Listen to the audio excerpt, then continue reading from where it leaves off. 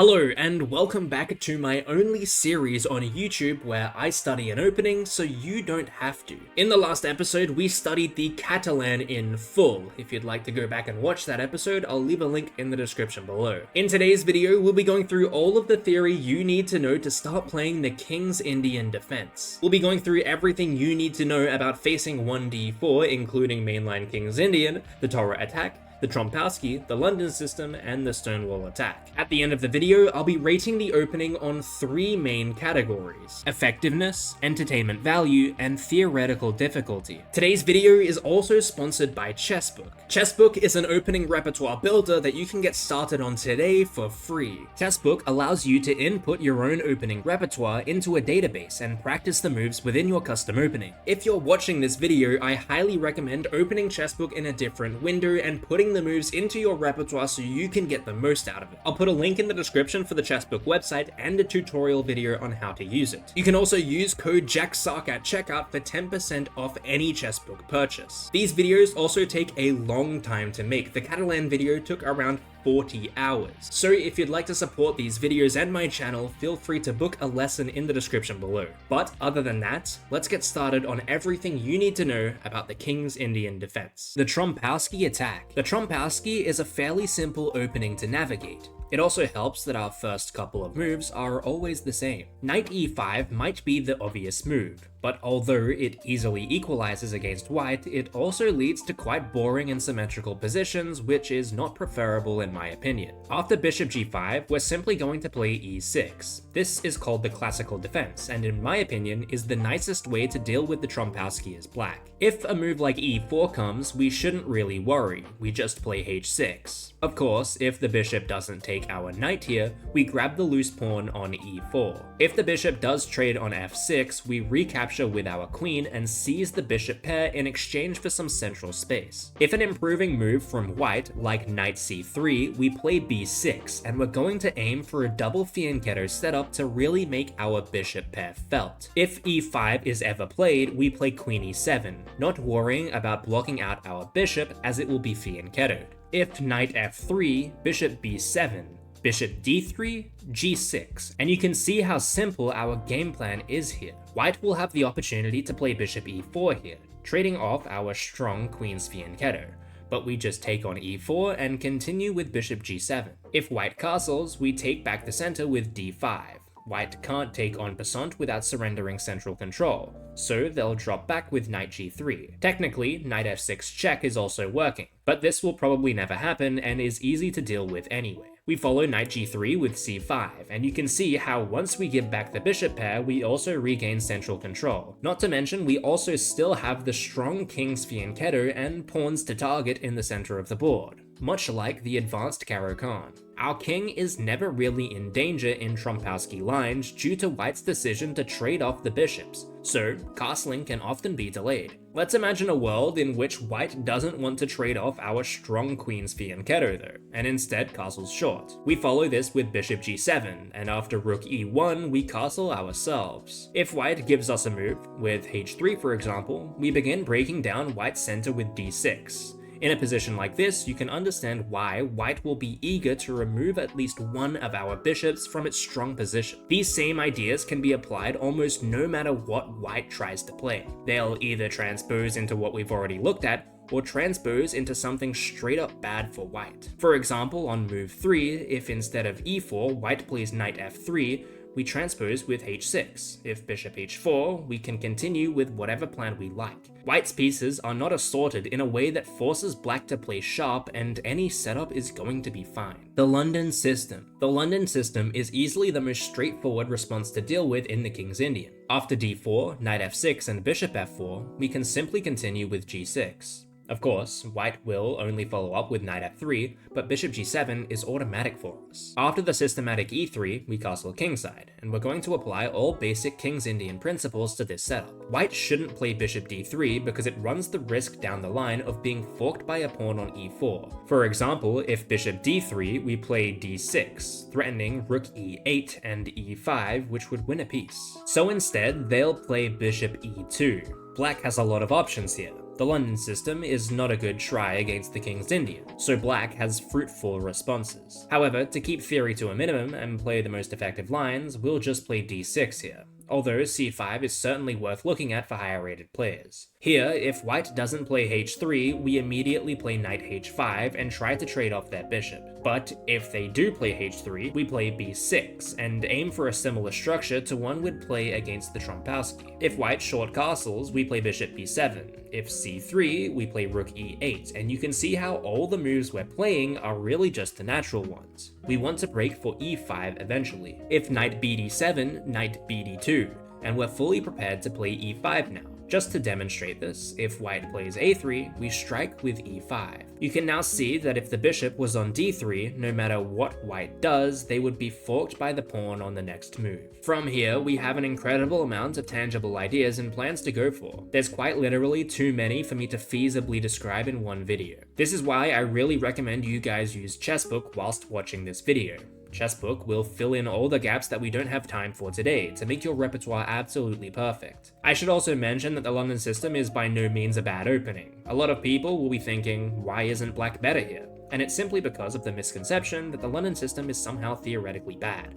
It's not. The Stonewall Attack. The Stonewall Attack occurs after d4, knight f6, e3, g6, bishop d3, bishop g7, and f4. Unlike the London system, this opening is bad, and black should be better already. We want to play c5 here, and chip away at the white center. Black has three options here: c3, d takes c5, or another natural developing move. If d takes e5, we want to play knight a6 to chase the pawn. Of course, white has no way to defend the pawn here, and we will capture it on the next move. If they play bishop takes a6, we play b takes a6, and we've won the bishop pair and opened up our rook. Black is much better in the resulting position, as we'll win back the indefensible c-pawn later on. If they continue with e4, we play knight takes c5, and we're going to win the bishop pair regardless, as the light squared bishop is tied to the defense of the e-pawn. If white plays e5, we play knight takes d3 check, queen takes d3, and knight g4. Our knight will reroute to h6 if it's ever attacked. And importantly, if white ever tries to prepare to castle, we play queen b6, obstructing castling rights whilst also eyeing up the b2 pawn and the f2 square. If instead of d takes c5 they play c3, we simply carry on with natural moves like short castles. If d takes c5, we just transpose. So in this line, we won't look at that possibility. If a natural continuation like knight f3, we just play d6, and we have a great dragon setup here. After one more developing move from white though, like short castles, we want to play c takes d5. This breaks the ugly tension and allows us to play knight c6. If knight c3, we strike with e5, and after all the trades we play knight g4, and the pawn is indefensible with black's position being much better. However, after e5, if they don't trade anything, we just play queen e7, and tease the idea of e4. In this position, just continue improving your position fully. Don't break the central pawn tension yet. We have more ways to improve our position than white does. Either they break the pawn tension in a way that benefits us, or they end up aimlessly shuffling their pieces around whilst we make improvements. Instead of c3 though, what if white just plays knight f3? Well, we play c takes d4 here.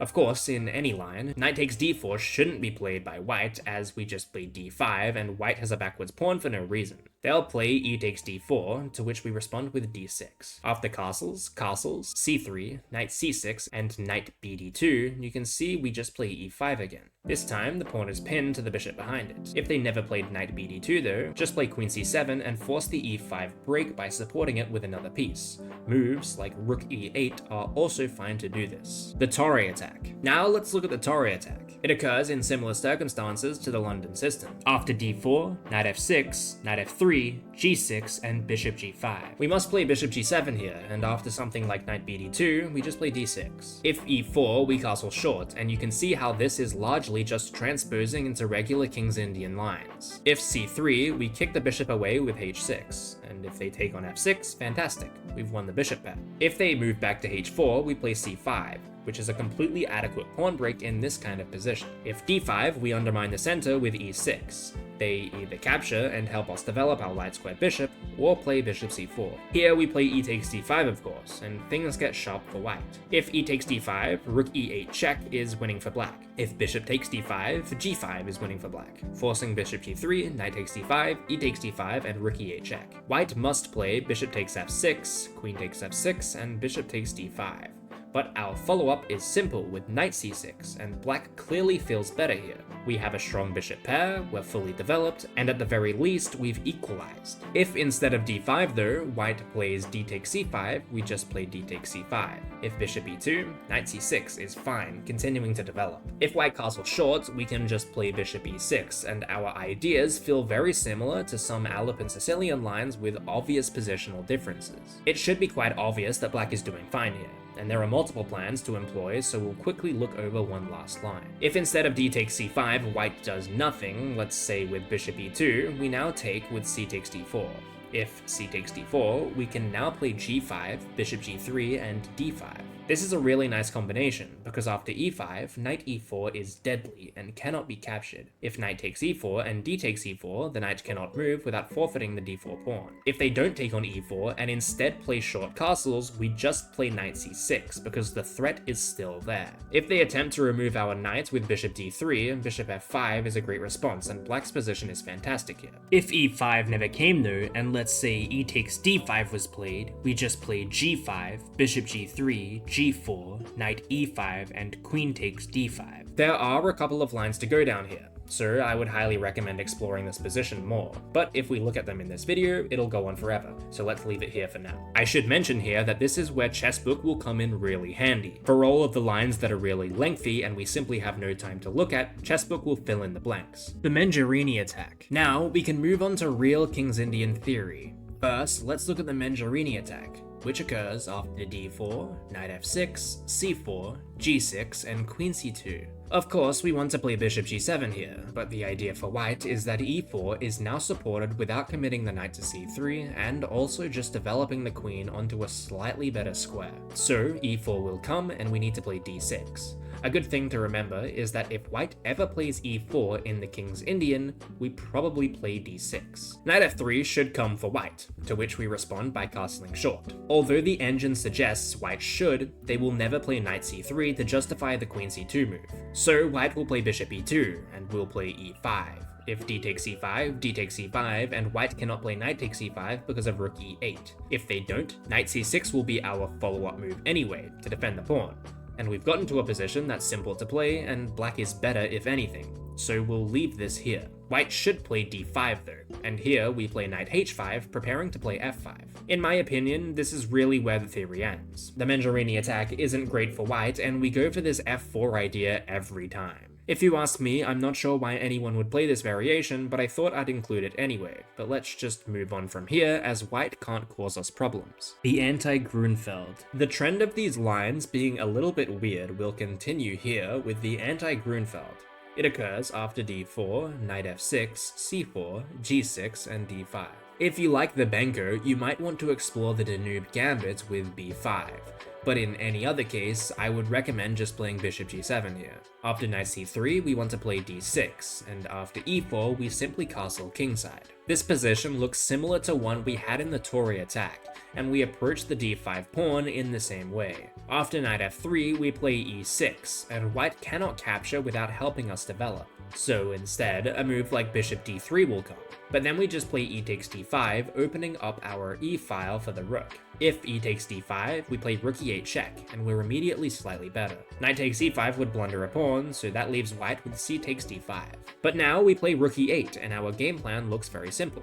Target the backwards pawn. The engine likes playing c6 at moments here, but it trades off into positions that are completely open, symmetrical, and drawish, so we'll follow short castles with knight bd7. If bishop f4, we play knight c5, and we're threatening to take their central pawn. If rook e1 defending, we play bishop g4, and pin the knight to the queen. This may look like an aimless threat, but if a waiting move like a3, we play knight h5, and we're winning.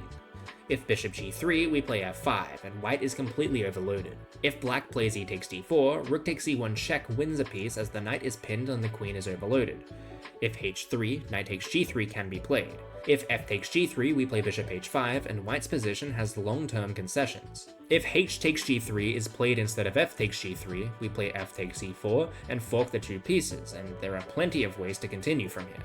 I certainly recommend you explore this position further yourself. But of course, we should assume a3 will not be played and h3 will be played. We play knight h5 here. and if h takes g4, we take on f4. If bishop h2, we capture both knights with both bishops and play queen f6, a very sharp position for white as the b3 pawn is hanging. If bishop c2 defending, we trade queens and ruin the structure. If queen takes f6, we play knight takes f6, and white has a bishop and pawn hanging. If bishop g5, counterattacking our rook, we take on f6 and play rook e7, playing on white's bad structure in an endgame advantageous for black. The Smyslov System. Now we go one move deeper into the King's Indian main line, and look at lines you're more likely to see in your actual games. The Smyslov System, named after the Russian master Vasily Smyslov, occurs after d4, knight f6, c4, g6, knight c3, bishop g7, knight f3, d6, and bishop g5. Against the Smyslov system, I really like the idea of just playing bishop f5 immediately. Any c5 attempt too early leads to certain draws for black in endgames you're defending down a pawn. If knight h4, we play bishop d7, and the knight is pointless on the side of the board. But white can play with knight d2 or e3 here. Let's look at them both. If knight e2, we play c5 immediately, because the queen trade will not occur after d takes c5 and d takes c5, which is coincidentally what we should play if that trade is initiated by white. If e4 after that, bishop e6, and the resulting position is very straightforward, and black has completely equalized. If e4 before d takes c5, we're winning because of c takes d4. If e takes f5, d takes c4, and b takes c3, queen a5 is great here for black, hitting the c3 pawn whilst pinning the f5 pawn to the bishop. Black is -1 here. I won't go through all of these lines because there's plenty of ways for black to try and not lose while still being lost, so I implore you to continue looking at this line on your own if you don't want to risk messing up the calculations in a real game. d5 is the only option we haven't looked at yet. This would stop bishop e6 from being a move, so we need to know what to do. First we play h6. If bishop h4, g5, bishop g3, we suddenly have a new home for our bishop. We should play queen a5 here to pin the knight to the king to stop e4, and the rest of our game plan is rather pleasant for black here. The positions are very complex, but this is an opening video and not a middle game one, and if you want the most winning chances for black, this is the option for you. Now let's go back and look at c3 instead of knight e2 on move 6. We want to play knight e4 here to make white's bishop on g5 look pointless, as now it has no option to trade itself off, whilst we've opened up our own bishop. If bishop d3, we trade off both relative pieces and play queen d7 to activate our queen and escape the bishop's pin. We essentially just want to play knight c6 and e4 in these lines. Very simple game plans, and black can start playing for a win as we've completely equalized. If knight takes e4 instead of bishop d3 though, we play bishop takes e4. If knight d2, bishop f5, and our game plan again revolves around breaking for e4. If bishop d3 again, we just trade off and our position is the same, barring the fixed white pawn structure. The Fianchetto Variation. Now, let's look at the Fianchetto Variation, which is a rather boring line in my opinion, but occurs after d4, knight f6, c4, g6, knight c3, bishop g7, knight f3, d6, and g3. Here we just want to castle, and white is bound to play bishop g2 to continue their development and prepare castling. I remember watching a Hikaru Nakamura game a few years ago, where he recommends playing knight c6 in a position similar to this. So we'll play knight c6 here, which is the Carlsbad variation. If d5, we play knight a5 attacking the pawn. If queen d3 or b3, we play c5, and the en passant would help our knight re-enter the game. So bishop b2 will be played for white instead, to which we respond by playing a6, with ideas of b5 to come. If white castles here, we play rook b8 and support this b5 pawn break. It's important to note white cannot play e4, because we would play knight takes e4 with tactics on the pinned knight. So a likely move is queen c2 to defend the bishop.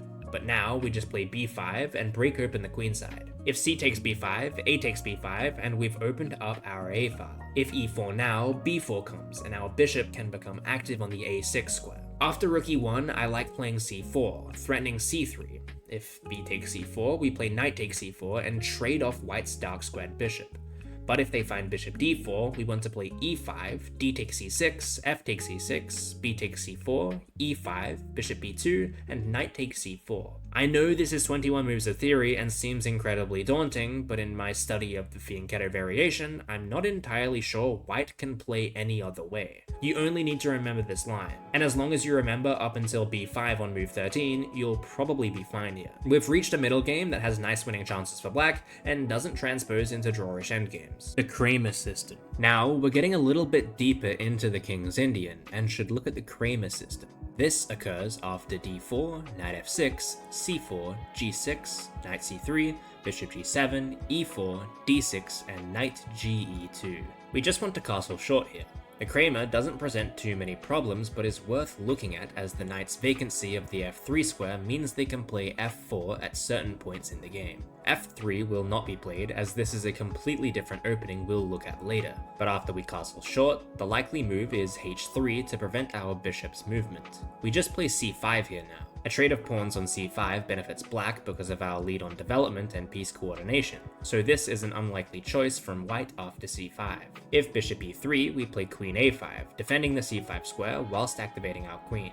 But the likely response here is just d5, clamping down on the position. Of course, here we play e6, attempting to undermine the structure, and if d takes e6, we actually have both f takes e6 and bishop takes e6, which are both interesting options. I like f takes e6 more as it opens up the rook and controls more central space.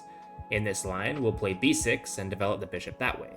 But if you want to play bishop takes e6, that's fine too. After something like bishop g5, we play knight c6, and you can see that black has an extremely pleasant position here with no real problems being posed by white. But white doesn't have to play d takes e6 on move 8. They'll probably play knight g3, but here we just play e takes d6 ourselves. If e takes d6, we play rook e8. If bishop g5, then knight takes e4 is winning with tactics after bishop takes d8 and knight takes c3 check. However, they'll likely develop the light squared bishop. If bishop b5, we play knight takes e5, bishop takes b8, knight takes c3, bishop takes f7 check, king takes f7, b takes c3, and bishop takes c3 check, winning back the exchange, and black is slightly better. If bishop d3 or bishop e2, however, b5 is a great move. Bishop takes b5 is forced here, and now we play knight takes e4 again. If bishop takes e8, it's the same line. If knight g takes e4, we play bishop takes c3 check first, and after b takes c3, we grab the knight back with our rook. However, if knight c takes e4, then we play queen a5 and pick up the bishop with a fork. If bishop d3 was played though, and after b5, white played knight takes b5, we just play c4 now, sacrificing another pawn, and after bishop takes c4, knight takes e4, and castles, we play knight takes b3, f takes g3, a6, knight c3, and knight d7. We're down a pawn here, but our pieces make much more sense and we can spring forward and attack quite easily. If the white dark square bishop moves, queen b6 check also picks up a pawn. Our knight is headed to e5, our light square bishop is active on the home square, both rooks have open lines, our fianchettoed bishop is extremely strong, and our queen is already active. A really nice position for black that forces white to be precise. The Accelerated Averbakh System. Now let's briefly look at the Accelerated Averbakh System, which occurs after d4, knight f6, c4, g6, knight c3, bishop g7, e4, d6, and bishop g5. We'll go through the regular Averbakh system later, but here we want to play h6. If bishop takes f6, bishop takes f6, and black is better as the trade was absolutely pointless for white and simply gives up the bishop pair for no compensation whatsoever. They'll play bishop h4 though, and now we play c5. This is a little bit tricky, and there are actually opportunities to do something similar to this in the Smyslov system, but we'll touch on why it works in this line later. After d takes c5, we play queen a5, pinning the knight to the king. If c takes d6, black immediately wins after knight takes e4, which puts immense pressure on the pinned knight. If you tried this in the Smyslov system, you'd be met by bishop takes f6, bishop takes f6, and c takes d6. But in this line, we have bishop takes b3 check, c takes b3, and queen takes b3 check, and there is no knight on f3 to block the check whilst also defending the rook. King e2 would be forced in this line, which obviously makes it not possible for white. So instead, black simply won't take on d6. This means bishop d3 will come, but then we just play d takes c5 and our position is fantastic. The reason for this is that white's light squared bishop is on the same complexion as its two central pawns. Our light squared bishop is much better than theirs. We also have simple plans of knight c6, knight d4, short castles, and the list goes on. But instead of d takes c5, let's look at d5. Here we play queen a5, and we've got this weird Benoni position where white's bishop makes zero sense. We're threatening knight takes c4 now. If bishop takes f6, bishop takes f6, and we still have the bishop takes c3 check threat, forcing queen c7. The following plan here is the same as the next line we will look at, so let's jump to that. Instead of bishop takes f6, white should play f3. We play knight b d7 in response, and are eyeing up the e5 square. It's very difficult for white to make progress here. If knight ge2, we play b5, c takes b5, and a6 like the Benko gambit. If they accept both pawns, their position is absolutely frozen, but it's only a matter of time before we positionally and tactically crush them. If they play b6 though, knight takes b6 is fine, and we're not down a pawn at all, with a knight looking to join the party as well. So, white should play queen c2 instead, to potentially castle long to escape the pressure. Here, we play short castles though, and I'll genuinely leave it here because you can win in so many ways. White's position is just awful. The Makagonov Variation. The Makagonov Variation is a much better try from white here and must be respected.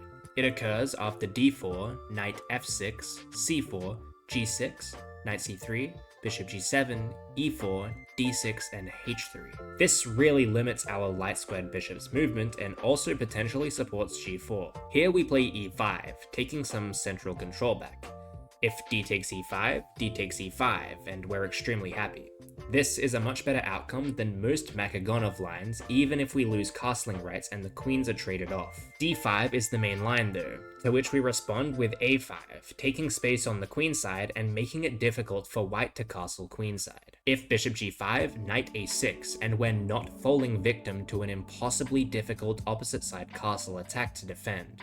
In fact, if anything else is played, not just bishop g5, we always play knight a6, and our plans are the same. If bishop d3, now we can castle kingside, as we've made enough progress on one side of the board to not be completely steamrolled down the king side. The game plan is simple from here, mirroring most King's Indian concepts with an f5 pawn break ideal if white castles kingside. If they castle queenside, it should be relatively easy to handle because your a-pawn is rolling and your knight on a6 can help counterattack. With the right move order, the Makagonov is a lot less intimidating than it appears to be. In some lines, white throws g4 on the board, and suddenly, you find yourself defending an unstoppable opposite side castle attack. However, with a5 and knight a6 on the board before we commit to castling kingside, we buy just enough time to have counterplay on the queen side should white choose to castle that way. This variation is probably going to be your kryptonite as a King's Indian player from what I can tell.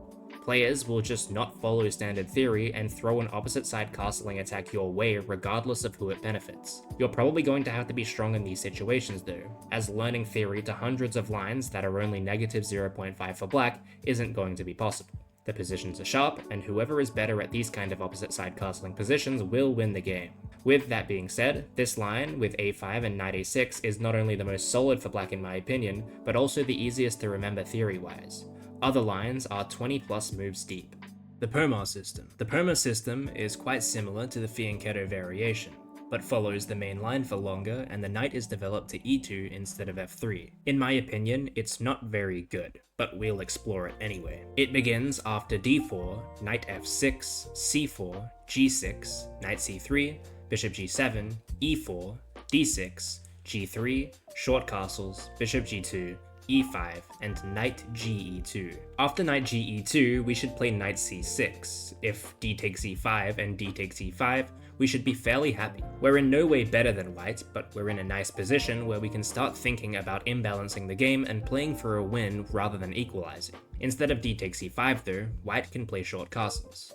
In response, we play e takes d4, knight takes d4, knight takes d4, queen takes g4, and knight g4, discovering an attack on the queen. After queen d2, e5 is a really strong square for the knight, and black is slightly better as white will have to forfeit their c-pawn as there is no good way to hold onto it. If queen b3, bishop e6, queen takes b7, rook b8, queen takes a7, and knight takes c4, you can see all of white's pieces are tied down defending each other, and all of black's pieces are active at the expense of a pawn. So in all likelihood, white will just give up the pawn for some positional compensation. But going all the way back to move 8, white can follow the top engine move with d5. Here, we play knight d4 with some tricky ideas. If knight takes d4, black is winning after e takes d4. If queen takes d4, then knight takes e4, comes hitting the queen. And if the queen takes the knight, rook e8 will come. Of course, this means black should play knight b5 though. But still, knight takes e4 will come with plenty of tactics. So instead of taking the central knight, white will just castle on move 9. Our continuation is simple here, with knight takes e2 check, queen takes e2, and knight d7, preparing f5 and continuing in classic King's Indian fashion. It should be noted though that after bishop h3, we can still play f5. After e takes f5, we just play g takes f5, and typically we'll push again with f4 to break open our rook, whilst undermining the white king's pawn structure. The Semi-Averbakh System. We've already looked at the accelerated Averbakh, but let's look at the Semi-Averbakh now. It occurs after d4, knight f6, c4, g6, knight c3, bishop g7, e4, d6, bishop e2, castles, and bishop e3. This variation is quite good for white, and we're going to play a hyper-accurate line with knight c6. If something slow like h3 is played, we strike for e4 immediately, and we've fully equalized with concepts we've already explored if they play d5, followed by knight d4. If they play faster, however, with let's say knight f3, now we play knight g4. If they let us, we take their bishop, but if bishop g5, h6, bishop h4, g5, and bishop g3, we sneak away with e5. If d5, knight d4, and we've hilariously transposed into a position we've already looked at. If d takes e5, we importantly take with knight g takes e5. If all the trades are made, we're equal, but white can play h4 here and try to cause us problems. We need to follow an extremely precise line here in order to not be terribly worse. We play the weird looking bishop e6 to begin with, counter-attacking the pawn on c4. After h takes g5, h takes g5, and rook h5, we play bishop g4, forcing the rook back to where it came from. If white repeats moves, we should take the draw here. Once our bishop is back on e6, white can try something else. And this goes for if white never tries rook h5 as well. Let's explore bishop takes e5. Here, we play knight takes e5. White won't recapture again because they're trading off the pieces they're meant to be attacking with. So, they'll play queen d2, preparing to castle queenside. Now, we play knight takes c4, bishop takes c4, and bishop takes c4. If white castles queenside, we strike with b5, and our counterplay is arriving just in time, after rook h5, rook e8, rook takes g5, and queen f6. We momentarily go down a pawn, but if anything, we have the better attacking chances than white, because our pawns are rolling on the king side, and white's aren't. If instead of castling queenside, white plays knight takes g5, d5 is very strong, as white cannot capture without allowing rook e8 check. If white castles queenside after d5, we play d4, and white cannot take without blundering queen takes g5 check. If queen f4, queen d6, and we enter an endgame where our structure is damaged, but we have the full bishop pair. And of course, if on move 15, queen takes g5 is played, black is winning with queen takes g5, knight takes g5, f6, knight f3, and f5, simply because it's a more active version of the other endgame, with the bishop pair. If bishop takes e5 is not played though, and instead queen d2 immediately, we still play knight takes c4, bishop takes c4, and bishop takes c4. But after knight takes g5, we play rook e8. After white castles queenside, we play queen f6, and we still have counterplay but need to be careful as the position is volatile. With all of this being said, the main line is actually d5. Forcing knight e5, f4, knight eg4, bishop d2, and knight h6. After h3, trying to springboard an attack with g4, we play e6. If g4, we play e takes d5, and g4 does not fork our pieces, as after g4 we can play d4. I'm actually going to leave this position here. There are a ridiculous amount of tactics for black in these h3 positions that I implore you to analyze yourself, as it's incredibly fruitful. If anything other than h3 though, we play c6 and break out of the other side of the central pawns. For example, queen c1, c6, knight f3, c takes d5, and c takes d5 is the best way to break out of this position. White still has a big center, but will undermine it later with a move like e6, making sure to recapture with the f-pawn to activate our rook and give our h6 knight another square to work with. The Averbakh System. Now we'll look at the Averbakh System, which is actually a lot more pleasant to play in my opinion, as the bishop is much less threatening on g5 than it is on e3. It occurs after d4, knight f6, c4, g6, knight c3, bishop g7, e4, d6, bishop e2, castles, bishop g5, and c5. There are three options for white here. Let's start with d takes c5. Here, we just play d takes c5, and we've again reached one of those positions where the light squared bishop for white is just worse than ours. White can play e5 here though, and harass our knight, forcing it back to e7, and springing forward f4, which helps activate their bishop. Here, we just want to play f6. If e takes f6, knight takes f6, and you can see our position is obviously doing well, with black even being slightly better. If instead of e takes f6 though, white plays queen d5 check, we play king h8, and the position repeats itself. However, if white gets greedy with queen takes c5, we play knight a6, queen a3, and bishop f5, and we have major compensation for the pawn in the form of activity. Knight f3 is another option on move 7. Here we play h6. If bishop h4, we play g5, bishop g3, and queen b6, and black is winning. If rook b1, for example, then c takes d4, knight takes d4, and knight takes e4, discovering an attack on the loose knight. If bishop takes f6 instead of bishop h4, we actually play e takes f6, knowing we'll play f5 at some point to try and bait white into activating our bishop for us. However, bishop c1 is the main move, to which we play e6 to prevent d5 from coming. The third and best option on move 7 though is just d5 and clamping down on the center. Our response is simple though. We just play e6 and attempt to undermine the central structure. We've actually looked at exactly this kind of position previously, so we'll move on to the next variation, as this is the third Averbakh we've looked at today. The 4 Pawns Attack. The 4 Pawns Attack is easily the most aggressive line for white against the King's Indian, but actually not the most effective. It occurs after d4, knight f6, c4, g6, knight c3, bishop g7, e4, d6, and f4. We want to begin by castling short. We're not really worried about any crazy opposite side castling attacks in the 4 pawns because white's king will end up getting too exposed if they push any harder than they are right now. Knight f3 will follow for white, and now we want to push for c5.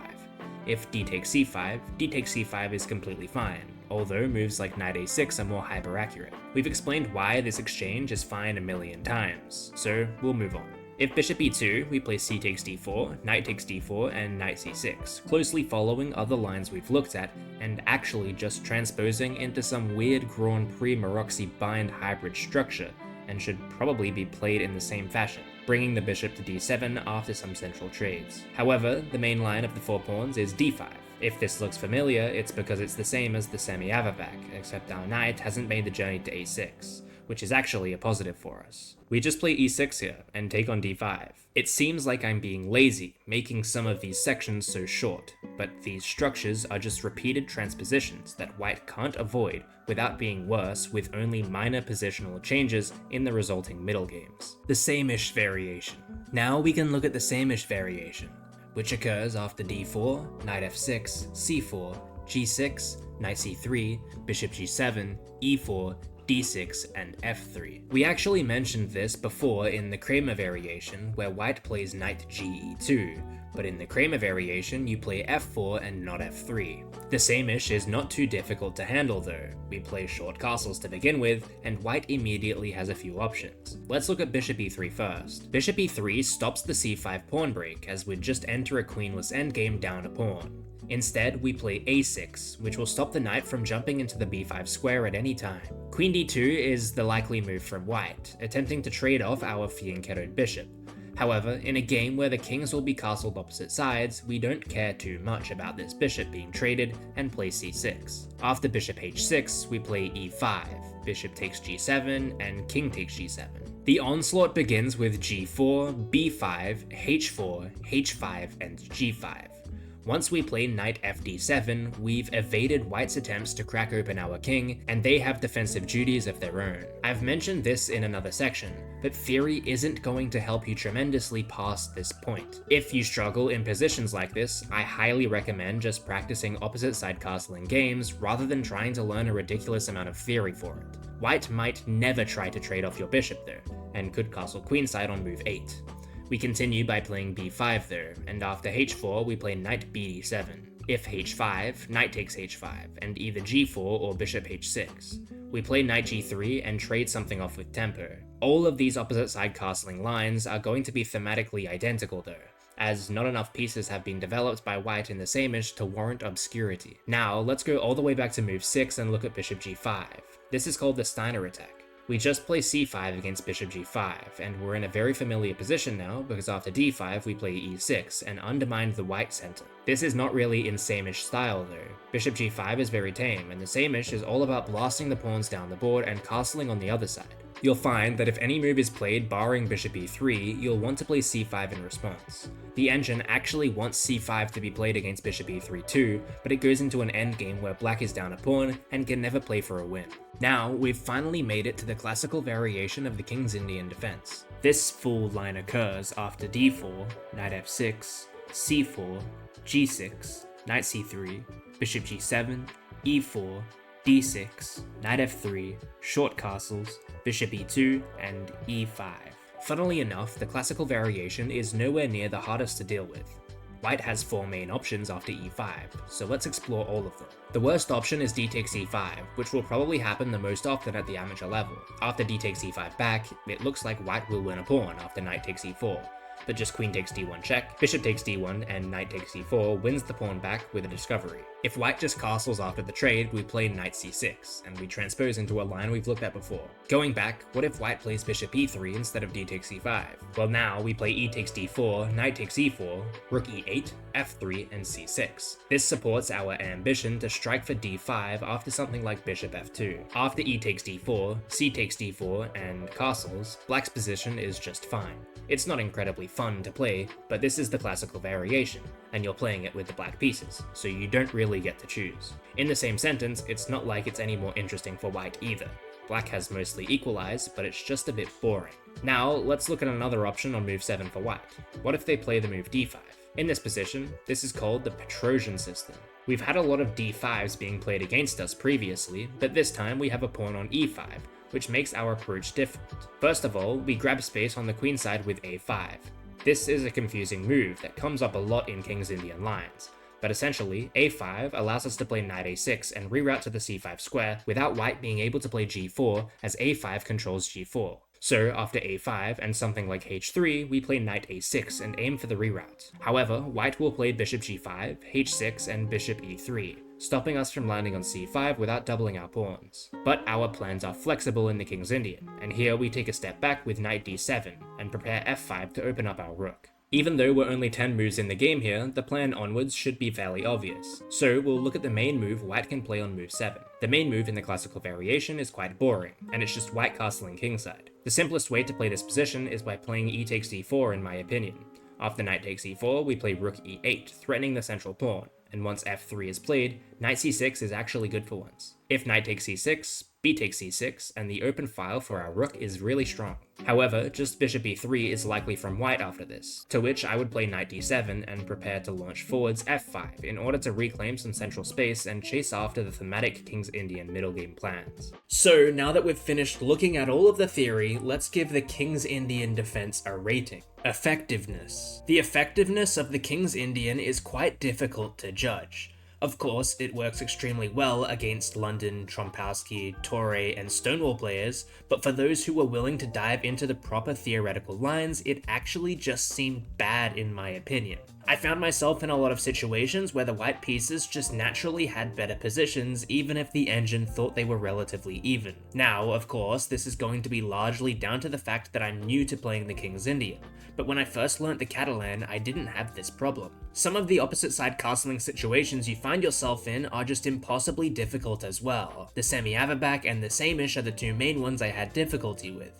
and the Makagonov was quite tricky as well. In classical games, this might be fine, but in online games, you're basically going off of intuition half the time and not actually calculating things, which lowers the effectiveness of the opening in my opinion, because your success rate in some lines just depends on your proficiency in opposite side castling games, not opening theory. I'm absolutely confident it would be a different story at the lower level, but I just don't think the King's Indian is a good enough defense for the black pieces at my level.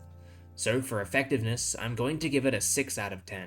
Entertainment value. Entertainment value is a completely different story though. The opposite side castling positions alone are just so fun to play, and although there are some very boring lines in the King's Indian, they don't really come up too often. You rarely trade too much material in the King's Indian too, so we don't skip to endgames like some openings do, and overall, the games are quite exciting for both colours. Just because of the fact that the opposite side castling middle games are always going to be slightly more beneficial for the white pieces, and the few boring lines in the mix, will give the King's Indian an 8 out of 10 in terms of entertainment value. Theoretical difficulty. I thought I'd be blown away by the theory in the King's Indian, but an incredible amount of the theory just overlaps with other variations. I'm sure if you learnt it to a professional over-the-board level, it'd be a lot deeper than the studying that I did, but I didn't feel like it was anything too crazy. I think it was obviously more theoretical than the Catalan was, but not enough to warrant a higher rating than that. So let's give the King's Indian defense the same theoretical difficulty rating as the Catalan,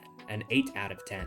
Overall, I would really only recommend the King's Indian defense to players below 1600 ELO. Whilst it is practically possible to play at a higher level, I've heard countless grandmasters advise against it, and my brief study of the opening has shown me exactly why. There are plenty of better openings out there for the black pieces, but I can see if you're a more amateur player why you'd be drawn to the systematic charm of the King's Indian defense. I hope you all enjoyed today's video. I spent around 24 hours studying the King's Indian defense and another 10 hours making this video, so if you did enjoy, feel free to drop a like on the video. I'll be posting in my community tab a poll of which openings you guys would like me to study next for the next episode of this series, so if you'd like, keep an eye out for that. Other than that, thank you all for watching, and I will see you all in the next video.